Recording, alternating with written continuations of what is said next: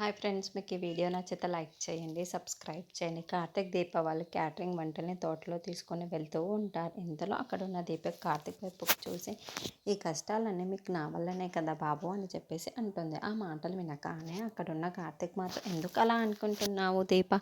ఈరోజు నాకు చాలా సంతోషంగా ఉంది. నేను అప్పుడు సీఈఓగా ఉండి 20 లక్షలు సంపాదించే ఆనందం కన్నా ఇప్పుడు 20,000 నా క్యాటరింగ్లో వస్తున్నాయి చూడు, ఈ ఆనందమే నాకు చాలా ఎక్కువగా అనిపిస్తుంది దీప అని చెప్పేసి దీప వైపుకు చూసి మాట్లాడుతూ ఉంటాడు.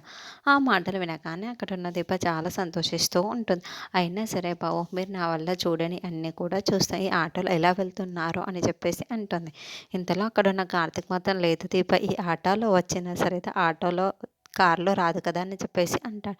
ఇంతలో ఆటో స్పీడ్ బ్రేకర్ ఆడు కార్తీక్ ఒక్కసారిగా దీప మీదకి పడుతూ ఉంటాడు. అది చూడగానే అక్కడున్న కార్తీక్ మాత్రం, సారీ దీప అని చెప్పేసి అంటాడు. ఇంతలో అక్కడికి మళ్ళీ స్పీడ్ బ్రేకర్ రావడంతో అక్కడున్న దీప కార్తీక్ మీద పడుతూ ఉంటుంది. అది చూడగానే అక్కడున్న దీప మొత్తం, సారీ బాబు అని చెప్పేసి అంటూ ఉంటుంది.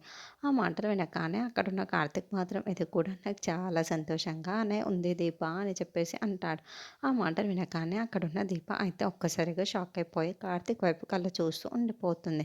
ఇంతలో అక్కడున్న కార్తీక్ మాత్రం, అవును దీప, నాకు ఇది చాలా సంతోషంగా ఉంది. ఈ ఆటోలో మళ్ళీ ఎప్పుడు వెళ్తానో ఏంటో, మళ్ళీ మనం ఒక్కొక్క మెట్టు ఎక్కుకుంటూ వెళ్తే కారులోనే కదా వెళ్ళాలి. ఇప్పుడు ఆటోలో చూడు ఎంత సరదాగా ఉందో నీతో ఇలా వెళ్ళడం అని చెప్పేసి దీపను చూస్తూ అలా మాట్లాడుతూ వెళ్తూ ఉంటారు.